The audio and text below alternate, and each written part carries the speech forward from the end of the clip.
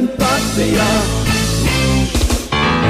This is Chris Parsons back again with guest speaker Bob Pross, who's telling us a little bit about the grand night of singing entitled Broadway Under the Stars, which is coming up on Saturday, September 21st. Bob, thanks for being with us.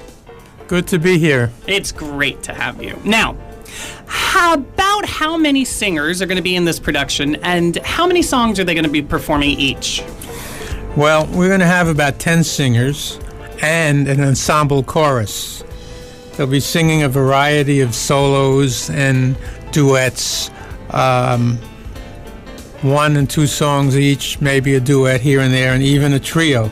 It'll feature songs from My Fair Lady, Fiddler on the Roof, Oliver, and many, many more.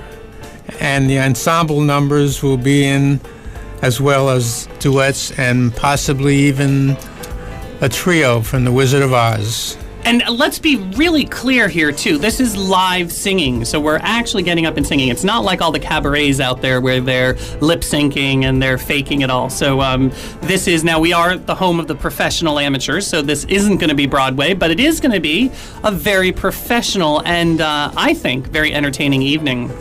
All right, now, what types of songs are being planned, Bob, and from how many different musicals? Well, as I said, My Fair Lady, Fiddler on the Roof, Oliver, Phantom of the Opera, and Guys and Dolls. Yeah, I was counting them up, and I think we're actually over 12 different shows that we're going to be performing from, and we're still auditioning a few people, so we've got some more people.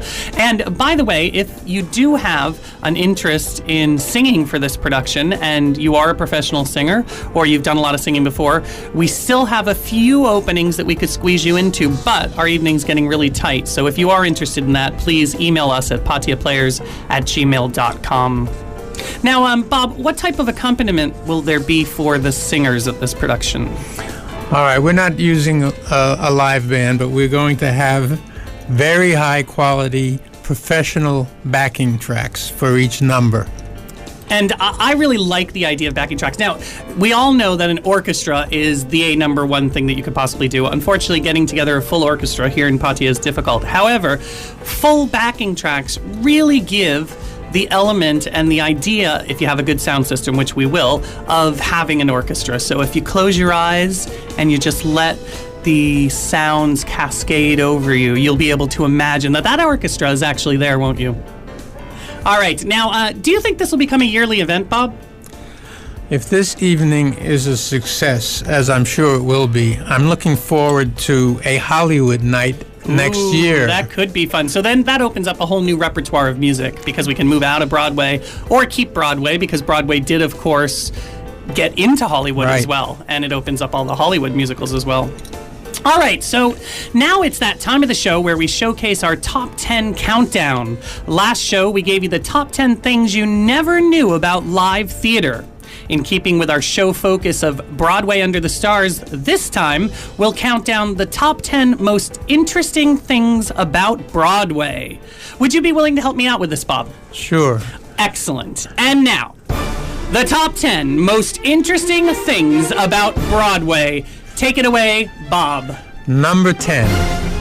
Broadway began as an Indian trade route called the Wickachek Trail, which later became Broadway. Broadway is the longest street in the world. It goes from the tip of Manhattan all the way up to Sleepy Hollow, New York. It's Excellent. 24 miles long. Good information there. Number 9. The Playhouse on Broadway was one of the first theaters on Broadway. It opened in the 1730s in Lower Manhattan between Beaver and Exchange Place. Number 8. A Broadway theater must have a seating capacity of 500 seats or more. Off-Broadway theaters generally have 100 to 499, and then off-Broadway theaters have fewer than 100 seats. Number 7. There are only 4 theaters actually situated on Broadway. The Marquee on 46th Street, the Palace on 47th Street, the Winter Garden on 50th Street, and the Broadway on 53rd Street. Number 6. Most New York City Broadway theaters omit the row I in their seating to avoid confusion with the number 1? Yeah, now that's an interesting one because I've been in more theaters than I can even imagine, and I've never noticed that. So the next time I go to a theater, I'm going to look for that. Have you seen that? No, I haven't noticed it either. Very interesting. Number 5. Broadway theaters were among the first to wow crowds by using electric bulbs on signs, and one theory is that the bright lighting earned Broadway the nickname the Great White Way. Number 4. This is interesting.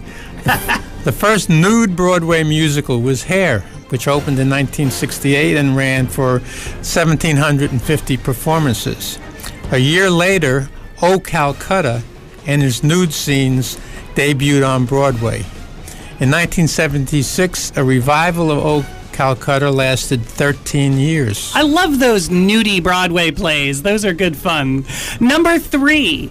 Economically, the 1920s were a peak for theater, and the 1927 to 1928 season is the most successful in the history of New York City theater. 264 shows opened in 76 Broadway theaters. Number 2. Do you know what the longest running show in Broadway history is? Well, I'll tell you. It's Phantom of the Opera, with over 9,100 performances. Indeed, and it just edged out Cats, because Cats was for a very long time. And now, the number 1. Other than New Year's Eve, Broadway on Broadway, a free outdoor concert, much like our very own Broadway Under the Stars, is the only time Times Square and Broadway are shut down. So only 2 times a year do they shut down Broadway. Other than that, it's always open. Good information to know, isn't it, Bob? It is. Right. All right. Well, coming up next, we're going to have our Can You Guess It? Broadway Buster Trivia Challenge questions. So, stay tuned.